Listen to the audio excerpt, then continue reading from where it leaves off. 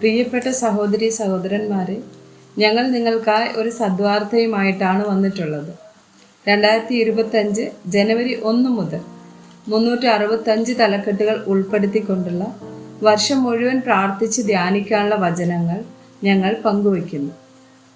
എല്ലാ ദിവസവും ഞങ്ങൾ ഒരു തലക്കെട്ടും അതുമായി ബന്ധപ്പെട്ട വചനങ്ങളും അയച്ചു തരുന്നതായിരിക്കും.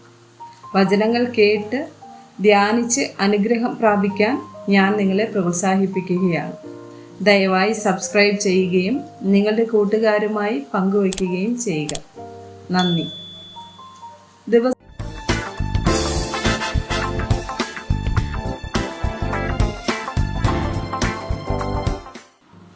ദിവസം 88.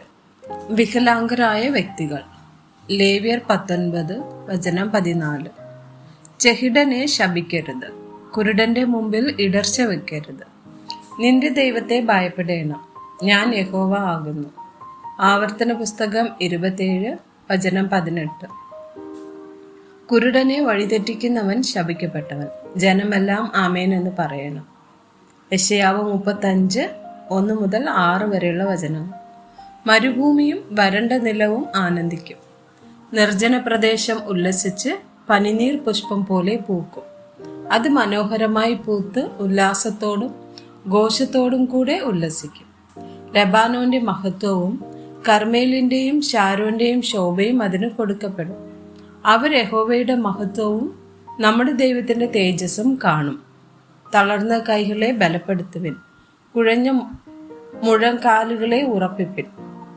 മനോഭീതിയുള്ളവരോട് ധൈര്യപ്പെടുവിൻ, ഭയപ്പെടേണ്ട. ഇതാ നിങ്ങളുടെ ദൈവം. പ്രതികാരവും ദൈവത്തിന്റെ പ്രതിഫലവും വരുന്നു. അവൻ വന്ന് നിങ്ങളെ രക്ഷിക്കും എന്ന് പറയുവിൻ. അന്ന് കുരുടന്മാരുടെ കണ്ണ് തുറന്നു വരും, ചെകിടന്മാരുടെ ചെവി അടഞ്ഞിരിക്കുകയുമില്ല. അന്ന് മുടന്തൻ മാനിനെ പോലെ ചാടും, ഊമന്റെ നാവും ഉല്ലസിച്ച് ഘോഷിക്കും. മരുഭൂമിയിൽ വെള്ളവും നിർജ്ജന പ്രദേശത്ത് തോടുകളും പൊട്ടിപ്പുറപ്പെടും. ആമേൻ.